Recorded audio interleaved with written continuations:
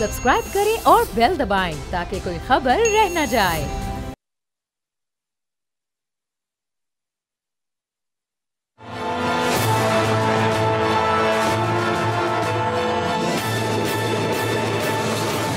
अस्सलाम वालेकुम, मैं हूं बाब जहांगीर। आप देख रहे हैं प्रोग्राम तज्जिया। पाकिस्तान को आज़ादी हासिल किए 77 साल गुजर चुके हैं, लेकिन आज तक मुल्क की मईशत हर दौर में कशमकश का शिकार रही है। डिफ़ॉल्ट का खतरा मंडलाता रहा है, महंगाई बढ़ती रही है, हुकूमतें कर्जे लेती गईं और आवाम इसके बोझ तले दबते चले गए। मुल्क की मुनाफा बख्श इदारे खसारा करते चले गए और कौमी ख़जाना खाली होता गया, और जो ज़रिया पाकिस्तान की तरक्की की वजह बन सकता था वो मुसलसल नज़रअंदाज होता रहा है। पाकिस्तान कुदरती वसाइल से माला माल मुल्क है।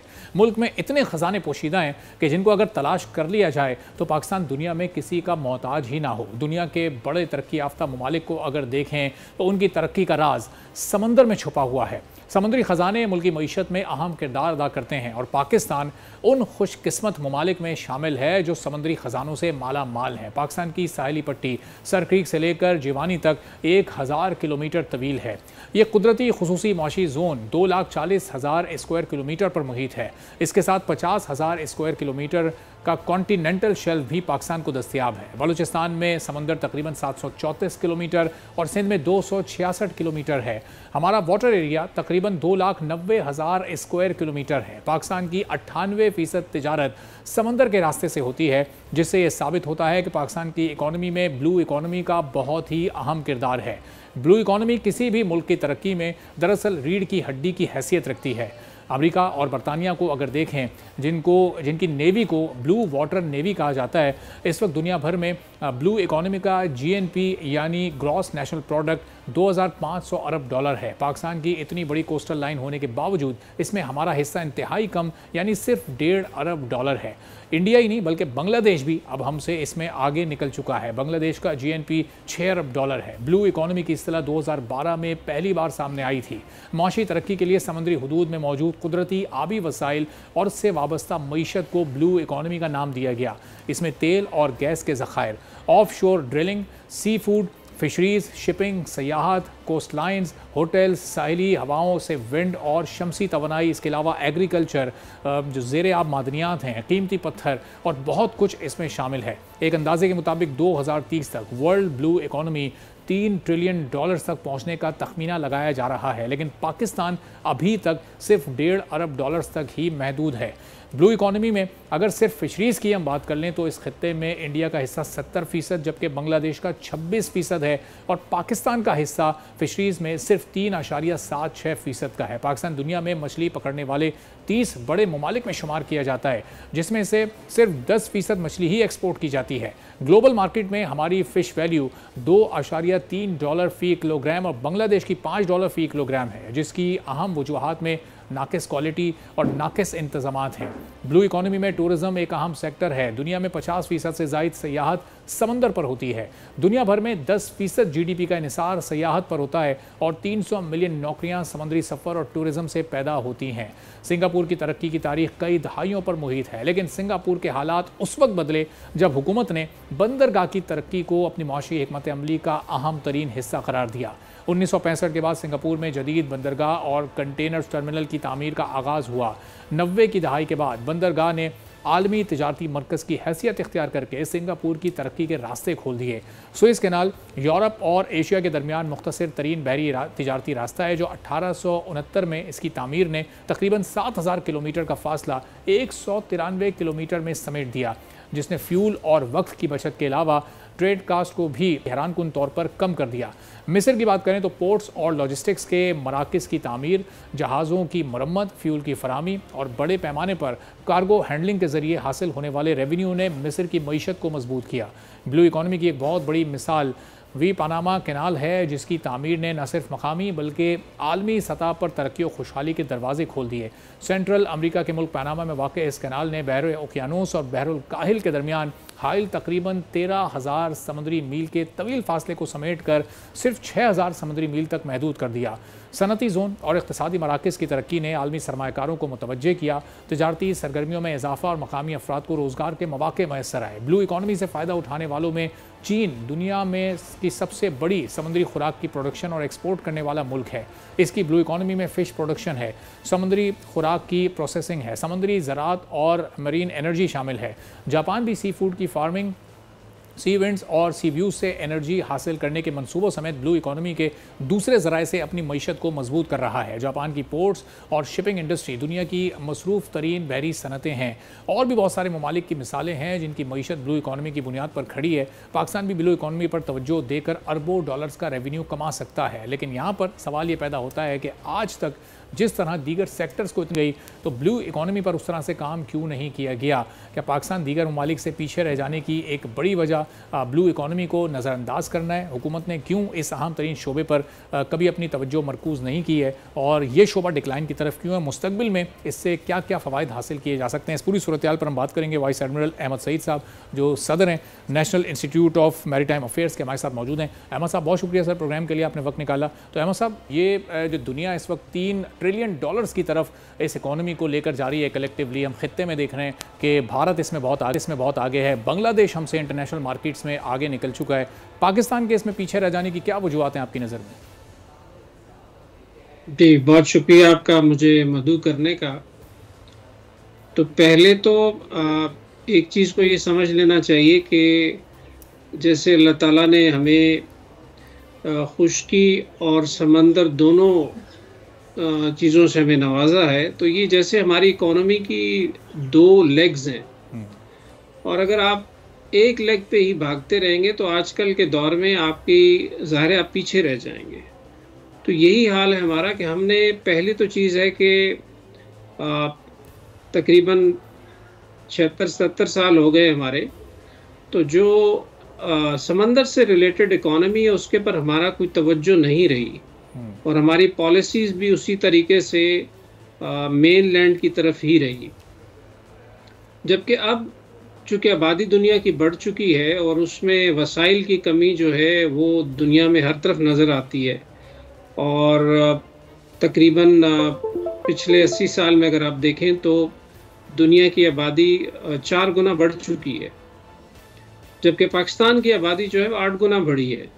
तो उस हवाले से अभी हमें जो समंदरी वसाइल हैं इस तरफ जाने की बहुत ज़रूरत है। जो अल्लाह ताला ने हमें इतना अच्छा कोस्ट लाइन दिया है जो कि तकरीबन 1000 किलोमीटर से थोड़ा ज़्यादा है।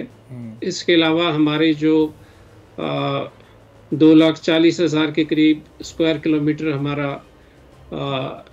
हमारा EEZ है, और इसके अलावा हमारी तकरीबन 50,000 किलोमीटर का एक्सटेंडेड कॉन्टिनेंटल शेल्फ है।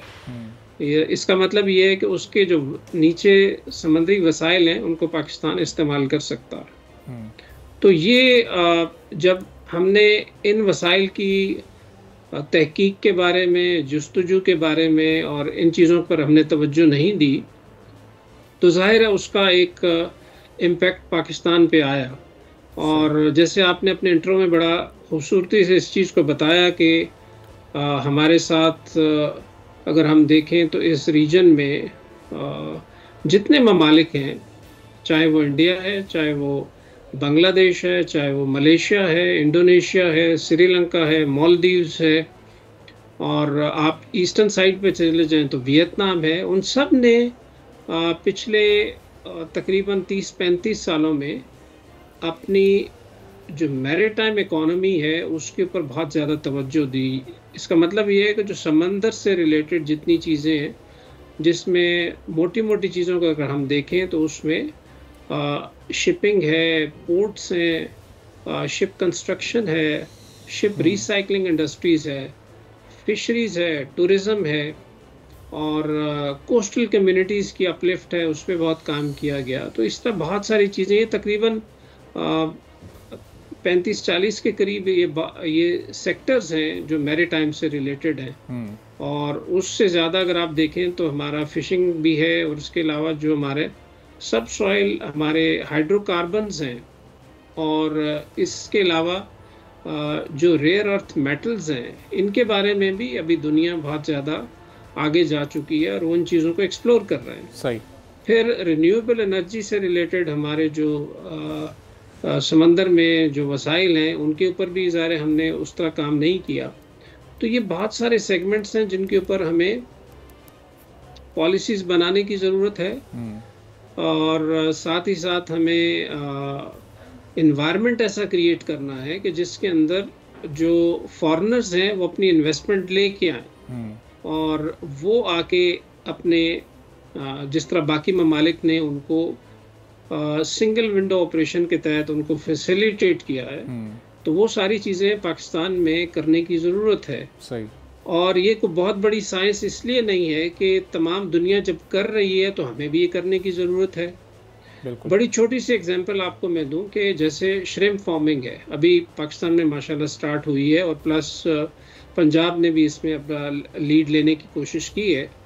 तो ये वो चीज़ है जो कि वियतनाम में, बांग्लादेश में और बाकी जगहों पे बड़ी बहुत ज़्यादा इसको साइंटिफिक तरीक़ों से इसको प्रमोट किया जा रहा है। अब सिर्फ वियतनाम में तकरीबन 4 से 5 बिलियन डॉलर्स वो साल का सिर्फ श्रिम्प फार्मिंग से कमा रहे हैं।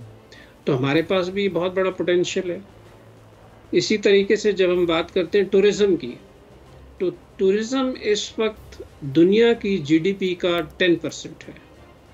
तो इसका मतलब ये है कि अगर इस वक्त दुनिया की जीडीपी तकरीबन 111 ट्रिलियन डॉलर के करीब है, तो उसमें से तकरीबन 11 ट्रिलियन डॉलर जो है वो सिर्फ टूरिज़्म का।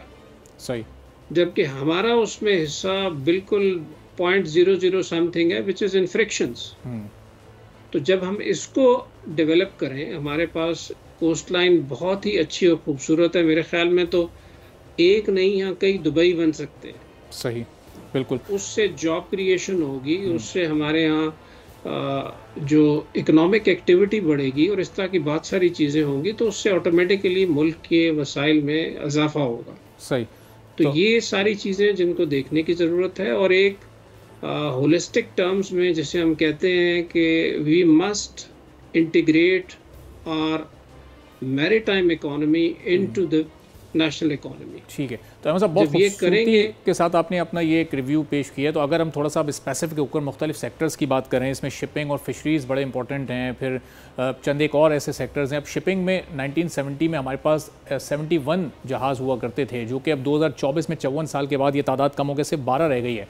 हम देखते हैं अपने पड़ोस में तो भारत के पास इस वक्त 2000 जहाज़ हैं, उनके पास 14 पोर्ट्स हैं। हम सिर्फ पोर्ट कासिम और केपीटी के साथ 2 पोर्ट्स पर इस वक्त खड़े हैं। हमारा पूरा का पूरा कार्गो ज़्यादातर वो फॉरेन शिप्स पर हो रहा है, उसकी मद में हम सालाना 9 अरब डॉलर्स पे कर रहे हैं। अगर ये कार्गो हमारे अपने शिप्स के ज़रिए हो तो ये 9 अरब डॉलर हम सेव कर सकते हैं। हमारी इकोनॉमी किस तरह से फल फूल सकती है, मुस्तहकम हो सकती है, इस पर भी ज़रा अगर थोड़ी सी रोशनी डालें आप।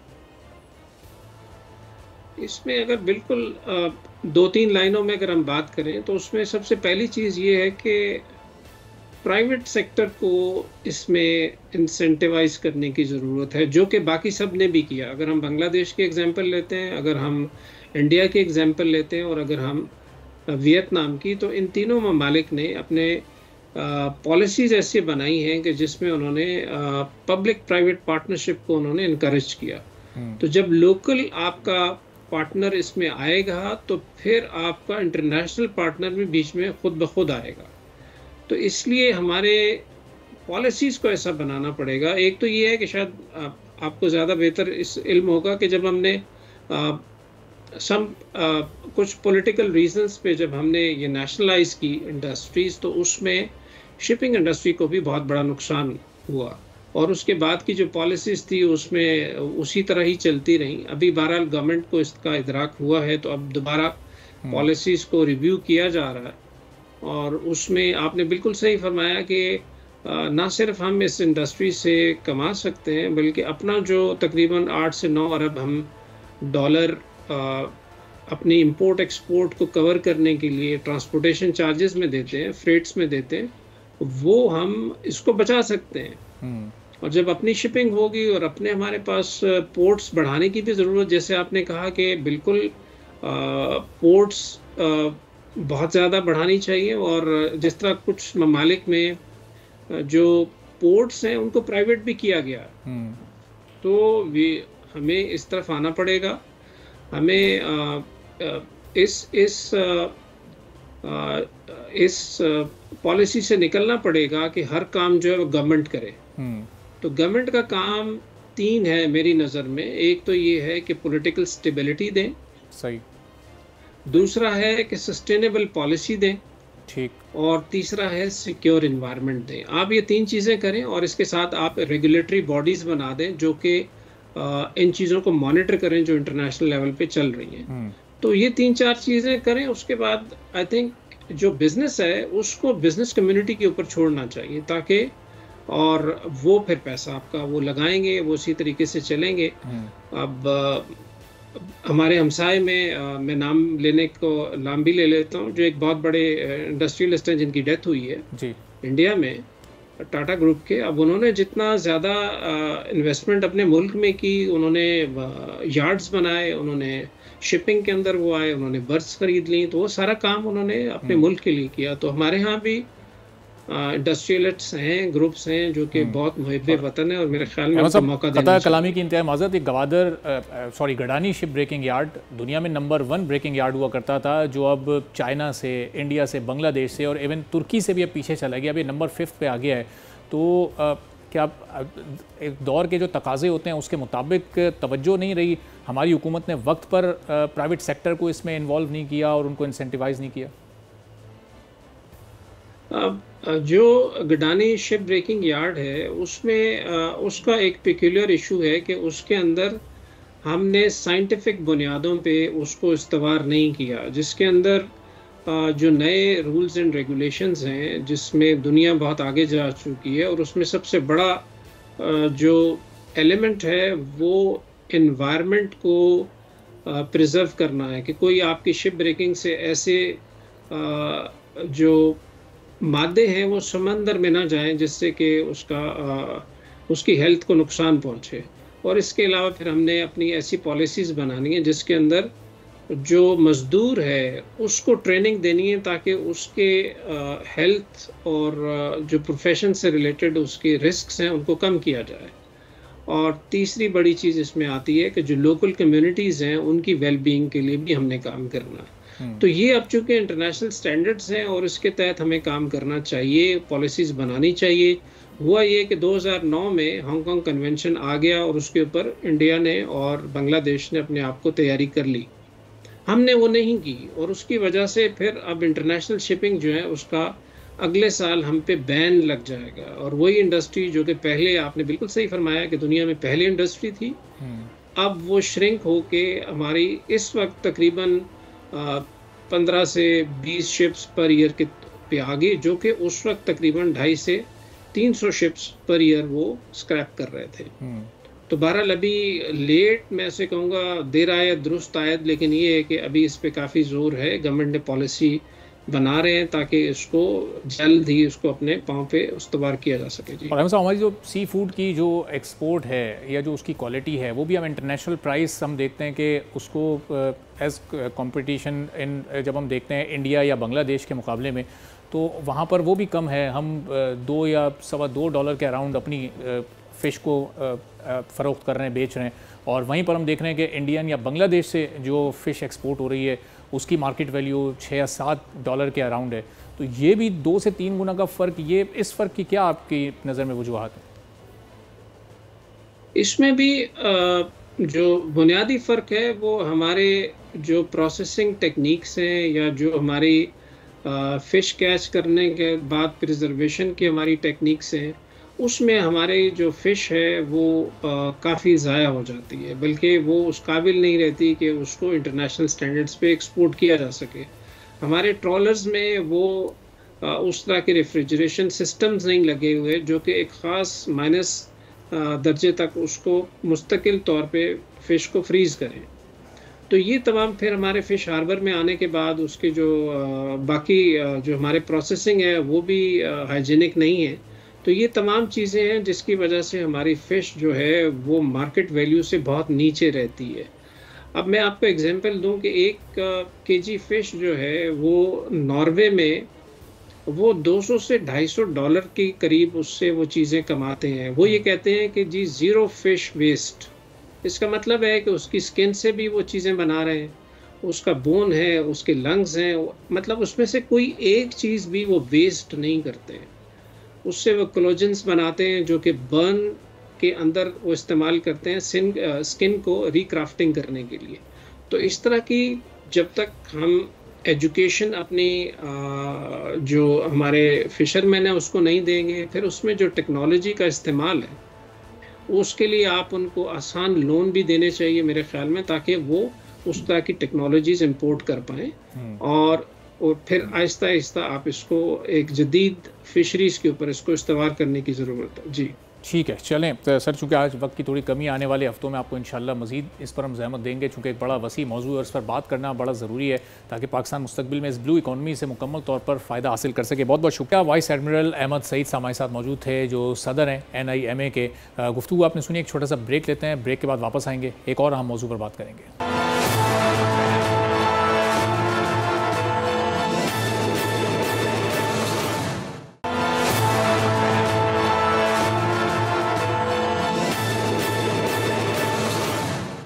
एक बार फिर आपको प्रोग्राम में खुशामदीद कहेंगे। मुल्क में महंगी बिजली, भारी भरकम बिल्स और आवाम पर बढ़ता बोझ कैसे कम होगा, इसका जवाब इस वक्त सब तलाश कर रहे हैं। एक रिपोर्ट के मुताबिक हाइड्रो पावर इस वक्त दुनिया भर में बिजली की पैदावार का मुस्तकबिल है। पाकिस्तान के पास शुमाल में हाइड्रो एनर्जी की वसी सलाहियत मौजूद है, जबकि जुनूब में हवा और शमसी तवानाई की सलाहियत मौजूद है।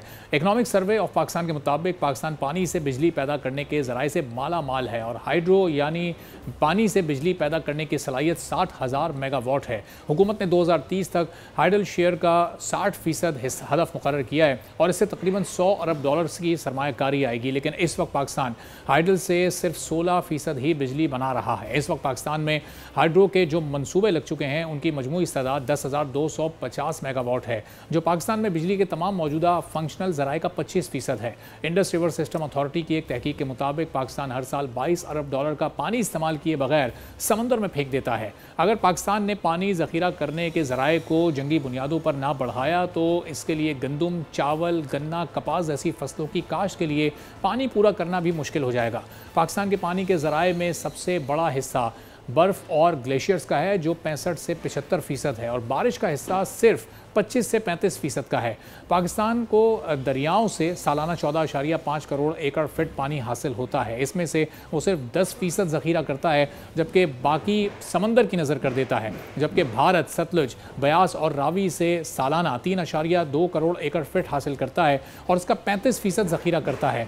वर्ल्ड रिसोर्सेज इंस्टीट्यूट की रिपोर्ट के मुताबिक पाकिस्तान का शुमार दुनिया के उन 15 ममालिक में होता है जहाँ पानी की शदीद कमी हो सकती है, जबकि पाकिस्तान सबसे ज़्यादा पानी इस्तेमाल करने वाले ममालिक में चौथे नंबर पर है। पाकिस्तान में बिजली पैदा करने में सबसे ज़्यादा हिस्सा थर्मल का है, जो 61% है। थर्मल में तेल, गैस और कोयला वगैरह शामिल हैं।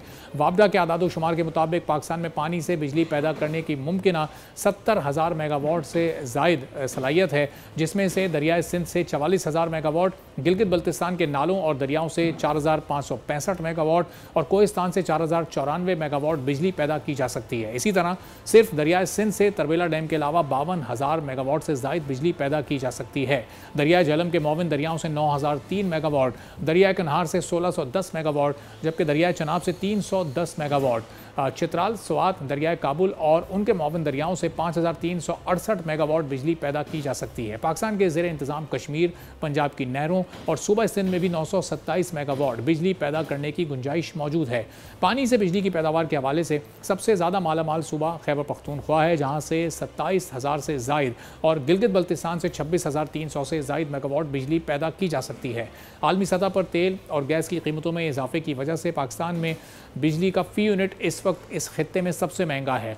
हाइड्रो पावर दुनिया भर में बिजली की पैदावार का सबसे सस्ता जरिया तस्वुर किया जाता है। इकनॉमिक सर्वे ऑफ पाकिस्तान के मुताबिक पावर सेक्टर का गर्दिशी कर्जा 2013 में 450 अरब था। सेंट्रल पावर परचेजिंग अथॉरिटी के मुताबिक मार्च 2022 में कर्जा बढ़कर 2.4 खरब रुपए तक पहुंचा, जो पाकिस्तान के कुल GDP का 3.8% था। इस वक्त पावर सेक्टर का गर्दिशी कर्जा 2.8 खरब रुपए से जायद है। एक तखमीने के मुताबिक अगर ये कर्जा इसी तरह बढ़ता गया तो 2025 तक ये 4 खरब रुपए हो जाएगा। इस पूरी सूरत हाल पर हम बात करेंगे। हमारे साथ इस वक्त मौजूद हैं डॉक्टर मोहम्मद फैसल अली साहब, क्लाइमेट चेंज एक्सपर्ट हैं। डॉक्टर साहब बहुत शुक्रिया सर, प्रोग्राम के लिए आपने वक्त निकाला। हम ये देख रहे हैं कि हर साल जो हमारा पानी वेस्ट हो रहा है समंदर में, वो कोई 22 अरब डॉलर से भी ज़्यादा उसकी मालियत है।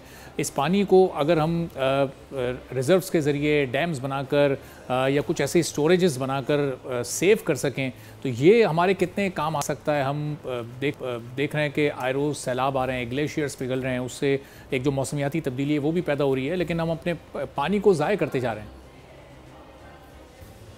बहुत शुक्रिया। आपने बहुत दुरुस्त निशानदेही फरमाई है कि पाकिस्तान में जो है वो पानी के ज़खायर बड़ी तेज़ी से कम हो रहे हैं, इस तरफ इशारा नहीं किया गया।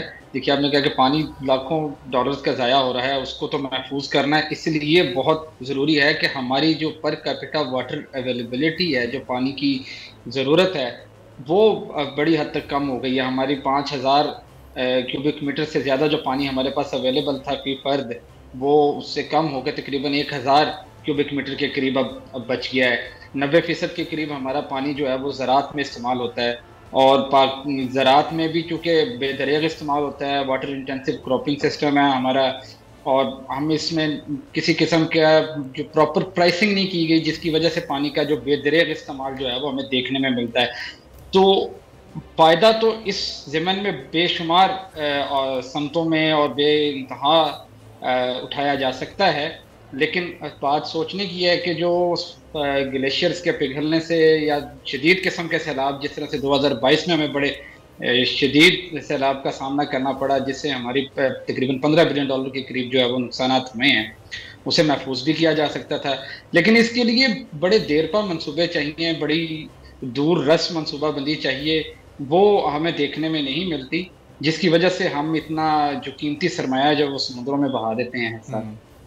तो डॉक्टर साहब, अब ये मनसूबाबंदी हमें क्यों देखने को नहीं मिल रही है? हम देख रहे हैं कि इस वक्त हमारे यहाँ तवानाई का ही बहरान है, फॉसिल फ्यूल से बिजली बनाना भी क्या इसकी एक वजह है जो इस वक्त हम एक क्लाइमेट चेंज पूरी दुनिया में देख रहे हैं, मौसमियाती तब्दीली, जिसका पाकिस्तान इस वक्त बहुत हद तक शिकार है। हमने पिछले 5-10 सालों में कोई ऐसे ख़ास इकदाम नहीं किए कि हम रीन्यूएबल बिजली की तरफ जाते, वो ज़राए ऐसे होते कि वो इस क्लाइमेट चेंज को भी थोड़ा सा बेहतर करते।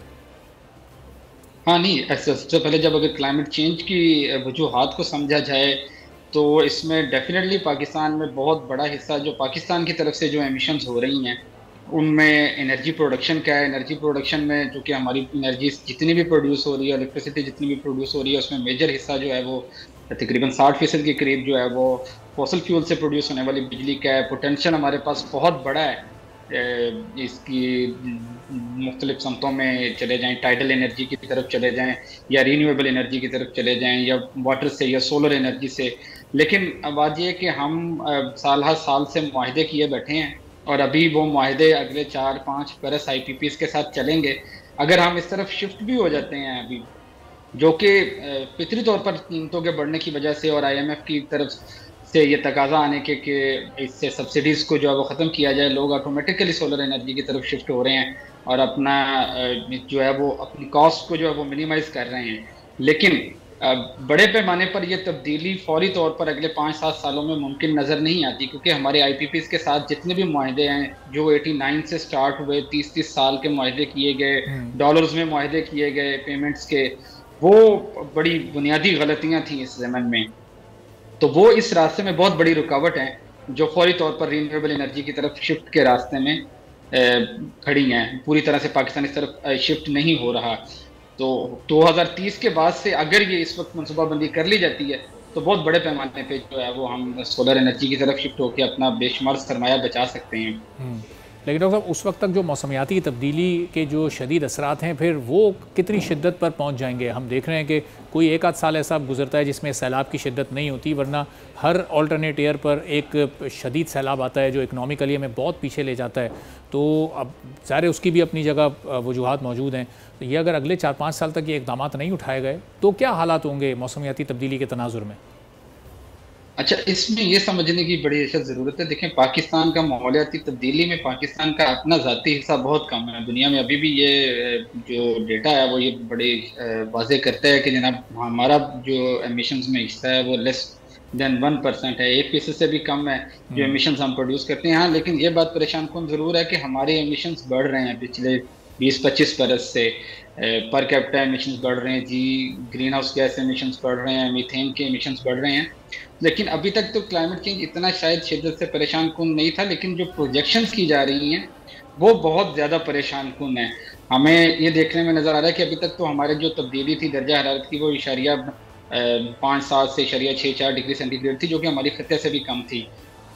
लेकिन फ्यूचर में ये 3 से 4 डिग्री बढ़ रहा है। तो एक तो ये है कि हमारा अपना हिस्सा चले बढ़ रहा है लेकिन है कम। लेकिन दुनिया की तरफ से जो एमिशंस प्रोड्यूस होती हैं, क्योंकि एमिशंस को बॉर्डर्स क्रॉस करने के लिए वीज़ाज की, पासपोर्ट्स की, इस किस्म की ज़रूरत नहीं होती, तो वो आपके मुल्कों और सरहदों में भी दाखिल होती हैं और उसी तरह से आपको भी मुतासर करती हैं। तो ये एक ग्लोबल फिनोमेना है। इसमें आपको ग्लोबल जस्टिस की तरफ देखना पड़ेगा कि आलमी तौर पर जो लोग या जो ममालिक जो हैं इसमें ज़्यादा कसूरवार हैं, जो ज़्यादा एमिशंस प्रोड्यूस कर रहे हैं, उनको, उन ममालिक को जो इससे मुतासर हैं, जैसे पाकिस्तान मुसलसल दुनिया में 10 ऐसे ममालिक में शामिल है जो शिद्दत से जो है वो इससे मुतासर हो रहे हैं। अभी गुज़श्ता 2-3 बरस से ग्लोबल क्लाइमेट रिस्क इंडेक्स की जो है वो रैंकिंग नहीं जारी हुई, लेकिन उससे पहले जो रैंकिंग थी उसके मुताबिक पाकिस्तान 8वां बड़ा मुल्क था जो माहौलियाती तब्दीलियों से मुतासर हो रहा था। तो अगर ये 2022 के फ्लड्स वाली जो तबाही है इसमें शामिल कर ली जाती तो यकीनन पाकिस्तान दुनिया में पहले नंबर पे होता है जो इससे मुतासर हुआ है। तो देखने की जरूरत ये है। अब इसमें इन चीज़ों को जो कॉप में हमारे एफर्ट्स नज़र आती हैं उसके साथ भी लिंक किया जा सकता है। पाकिस्तान ने बहुत डिप्लोमेसी और अपनी जो है वो मौक़िफ़ को बड़े मजबूत अंदाज में पेश किया वहाँ पे कि हम इससे ज़्यादा शिद्दत से मुतासर हो रहे हैं, तो हमारे जो है नुकसान का अज़ाला किया जाना चाहिए।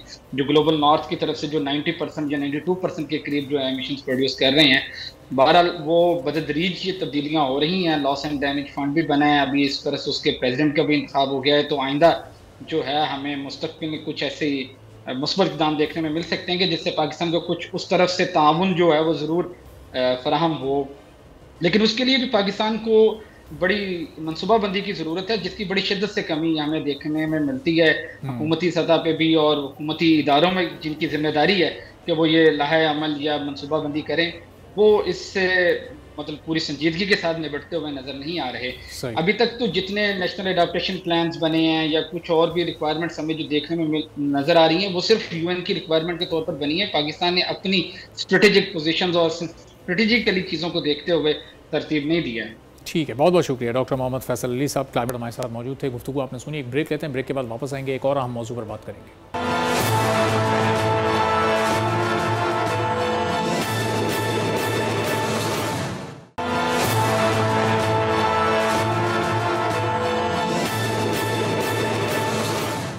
एक बार फिर प्रोग्राम में आपको खुशामदीद कहेंगे। और मौशी मैदान से बज़ाहिर तो हमें अच्छी खबरें सुनने को मिल रही हैं, जहां महंगाई बढ़ने की रफ्तार भी कम हुई है, इंटरेस्ट रेट भी कम हुआ। फिर हमने मलेशियन वफ़्द का एक दौरा देखा, सऊदी वफ़्द का एक दौरा देखा, और फिर चाइना के वज़ीर आज़म भी अभी पाकिस्तान में मौजूद हैं। और इस दौरान जब शंघाई ताउन तंजीम का पाकिस्तान में इजलास हुआ, तो अब ये पाकिस्तान के लिए मज़ीद कितनी माशी राहें खोल सकता है। जब भी इस तरह का कोई इवेंट पाकिस्तान में होता है तो हम बहुत ज़्यादा तवक्कुआत और उम्मीदें बांध लेते हैं ऐसे इवेंट से कि पाकिस्तान को माशी एतबार से बड़े फ़वाइद हासिल होंगे, फ़ॉरेन डायरेक्ट इन्वेस्टमेंट पाकिस्तान में बढ़ेगी। तो अब इस इवेंट के बाद क्या होने जा रहा है और मईशत को ये कितना मुस्तहकम करने में मददगार साबित हो सकता है, इस पर हम गुफ्तगू करेंगे। नुमान अब्दुल मजीद साहब हमारे माशियात हमारे साथ मौजूद हैं। नुमान साहब, बहुत शुक्रिया सर प्रोग्राम के लिए, आपने वक्त निकाला। अब ये जो कॉन्फ्रेंस हुई और इससे पहले के 2 दौरे और एक चाइनीज़ प्राइम मिनिस्टर का जो ये दौरा है, इन सब को अगर हम मिलाकर अपनी इकॉनमी से कनेक्ट करें तो आने वाले दिनों में हमें माशी एतबार से कितना फ़ायदा होने जा रहा है? बिस्मिल्लाहिर्रहमानिर्रहीम। देखें, IMF के अप्रूवल के बाद और जो रीजनल कंट्रीज़ और फ्रेंडली कंट्रीज़ ने जो हमें रोल ओवर वगैरह की सपोर्ट दी है, तो ये एक एतमाद है कि पाकिस्तान की इकॉनमी में at least medium to long term के लिए कि हम जो है अपनी कमिटमेंट्स को पूरी कर पाएंगे। और सबसे बड़ा चैलेंज जो फॉरेन डायरेक्ट इन्वेस्टमेंट की फॉर्म में था पाकिस्तान की इकॉनमी के लिए, मैं समझता हूँ कि ये मलेशियन, सऊदीज़ और अब जिस SCO की जो कॉन्फ्रेंस हो रही है उस परसेप्शन को और उस ब्लॉकेट को तोड़ने में काफ़ी मदद देगी। आप जानते हैं पाकिस्तान की जो फॉरेन डायरेक्ट इन्वेस्टमेंट है one of the lowest in the region है, क्योंकि हमने सस्टेनेबल वे में कभी इसको बढ़ाने की कोशिश नहीं की। लेकिन अब उम्मीद की जा सकती है कि सऊदीज़ ने और चाइनीज़ जो ये सब लोग आ रहे हैं, तो लेकिन इससे हमारी FDI के मोमेंटम में इजाफा होगा। लेकिन इसके लिए बहुत इंपॉर्टेंट चीज़ जो इसकी सक्सेस फैक्टर के लिए है वो ये है कि इनमें से कुछ लो हैंगिंग फ्रूट्स को, कुछ चीज़ों को मटेरियलाइज़ किया जाए। देखिए, FDI की हमारे यहाँ बात काफ़ी अरसे से हो रही है SIFC भी काफ़ी अर्से से कोशिश कर रही है, और एक दो ट्रांजैक्शन गालबन हुई भी अरामको ने, जिससे पाकिस्तान की एक ऑयल एंड गैस कंपनी में इन्वेस्ट किया था। लेकिन अब जो कि प्राइवेटाइजेशन की बहुत सारी ट्रांजैक्शन मार्केट में आ रही हैं और बहुत सारी चीज़ें हैं, तो पाकिस्तान को अब इंश्योर करना होगा कि कुछ ट्रांजैक्शंस को जो है ना मटीरियलाइज किया जा सके, क्योंकि MOUs की हद तक कई कई मतलब ये भी एक एतराज़ किया जाता है कि MOUs से बात आगे नहीं बढ़ पाती। तो हमें MOUs से आगे जाना होगा, ट्रांजैक्शंस को एक्चुअल जब तक ट्रांजैक्शंस नहीं होंगी, पैसा मुल्क में फ़्लो होना शुरू नहीं होगा, तब तक हम जो है इसकी इकॉनमी पे समरात नहीं देखेंगे। ठीक है, तो नवाज़ साहब, अब ये इस वक्त जो सिचुएशन है पाकिस्तान की, FDI की तो ज़रूरत है, लेकिन ये जो 8-9 ममालिक इस वक्त इस कॉन्फ्रेंस में शरीक थे जो कि डायरेक्ट मेंबर हैं इस SCO के, तो इनके साथ जो ट्रेड है पाकिस्तान की, वो हम देख रहे हैं बहुत ही वो ना होने के बराबर है। ये कोई 2.4-2.5 अरब डॉलर की ट्रेड अगर हम 8-9 ममालिक के साथ, जिनके साथ हम तंजीम का पार्ट भी हैं, उनके साथ कर रहे हैं, तो ये तो किसी तरह भी कोई इत्मीनान बख्श कारकर्दगी नहीं है। ऐसी जिस तरह की कॉन्फ्रेंस हुई है, इसके नतीजे में क्या कुछ ये ट्रेड की नई राहें खुल सकती हैं पाकिस्तान के लिए? देखें, सबसे पहले ये देखना होगा कि पाकिस्तान के पास ट्रेड सरप्लस है क्या। हमारे पास फॉर एग्जांपल अगर आप ट्रेड की बात करते हैं, इंपोर्ट या एक्सपोर्ट की पर्सपेक्टिव से, तो आप एक्सपोर्ट की बात करते हैं। What is the export surplus that Pakistan has. Pakistan के पास सच बात हुई कि एक्सपोर्ट करने के लिए ज़्यादा कुछ बचा ही नहीं है। हम लोग वैसे ही फूड डेफिशिएंट है, खाना भी हम इंपोर्ट करते हैं। एक वक्त तक हम एग्री कंट्री थे, तो हम फूड एक्सपोर्ट करते हैं। अब सिर्फ राइस एक्सपोर्ट होता है मेजर, और थोड़ा बहुत फ्रूट्स एंड वेजिटेबल्स होती हैं जो अक्सर फिर मार्केट में शॉर्ट हो जाती हैं। तो हमारे पास ज़्यादा कुछ एक्सपोर्ट करने के लिए है नहीं।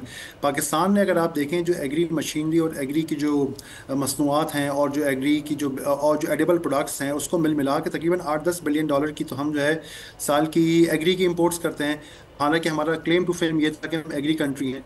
तो कहने का मकसद ये है कि पाकिस्तान अगर एक्सपोर्ट करना भी चाहे तो एक्सपोर्ट करेगा क्या। हमारे पास मैक्सिमम एक्सपोर्ट करने के लिए ऐसे ह्यूमन रिसोर्सेज बची हैं जो मुख्तलिफ कंट्रीज़ को हम भेज रहे हैं, जिसके बाद ये हो रहा है कि रेमिटेंसेस में इजाफा हो रहा है। अनफॉर्चुनेटली पाकिस्तान की कोई इम्पोर्ट सब्सिट्यूशन स्ट्रैटेजी नहीं बनी। अगर आप सारी रीजनल कंट्रीज़ को देखें, आप सऊदी अरेबिया जैसे इतना रिच कंट्री है फॉरेन एक्सचेंज के पॉइंट ऑफ व्यू से भी, उन्होंने भी कॉम्प्रिहेंसिव अपनी ICV in country value strategy create की है कि जिसके ज़रिए से इंडस्ट्रीज़ को इंसेंटिव दिया गया है कि वो प्रोडक्ट्स जो कि इस वक्त इम्पोर्ट हो रही हैं, किस तरीके से उसको कंट्री के अंदर मैन्युफैक्चर किया जा सकता है। आप UAE को देख लें, ओमान को देख, मैंने खलीजी ममालिक जहाँ पे जो कि कैपिटल सरप्लस है, वहाँ पे भी इस चीज़ पे फोकस किया जा रहा है। हमारे पास जो लोकलाइजेशन या ICV की कोई स्ट्रैटेजी नहीं है कि हम उन इंडस्ट्रीज़ के ऊपर फोकस कर सकें कि जो इंडस्ट्रीज़ जो प्रोडक्ट्स आज हम इम्पोर्ट कर रहे हैं, उसको कैसे हम लोकली मैन्युफैक्चर कर सकते हैं। आप इसी क्लासिकल एग्जाम्पल लें, हमारे पास टेक्सटाइल की केमिकल, टेक्सटाइल की इतनी बड़ी इंडस्ट्री हमारे पास, लेकिन टेक्सटाइल केमिकल्स हमारे सारे इम्पोर्ट होते हैं। हमारे टेक्सटाइल की मशीनरी सारी इंपोर्ट होती है। बिलियंस ऑफ डॉलर्स का काम है जिसकी खपत हमारे अपने मुल्क के अंदर है, यानी उसका एंड कंज्यूमर हमारे अपने मुल्क के अंदर मौजूद है। आप ट्रैक्टर्स को ले लें, हमारा सारा ट्रैक्टर जो है वो तकरीबन इंपोर्ट होता है और थोड़ी बहुत असेंबलिंग करके यहाँ बेच देते हैं। तो कहने का मकसद ये कि अगर हम बेसिक इंडस्ट्रीज को ही लोकलाइज कर लें तो ऑटोमेटिकली हमारा बहुत सारा फॉरेन एक्सचेंज बच जाएगा। अब वो हम IMF से कोई एग्जाम्पशन लेते हैं, स्पेशल इंसेंटिव देते हैं, वो तो हमारी गवर्नमेंट के ऊपर है कि वो किस तरह इसको मैनेज करती है। लेकिन जो करंट हमारा टैक्सेशन सिस्टम है, उस टैक्सेशन रेट्स के ऊपर तो कोई भी फॉरेन इन्वेस्टर के लिए पाकिस्तान में इन्वेस्टमेंट करना फिजिबल नहीं है। ठीक है, बहुत बहुत शुक्रिया नुमान अब्दुल मजीद साहब, हमारे माशियात थे, गुफ्तगू आपने सुनी। इसी के साथ आज के प्रोग्राम से इजाज़त दीजिए, अल्लाह हाफ़िज़।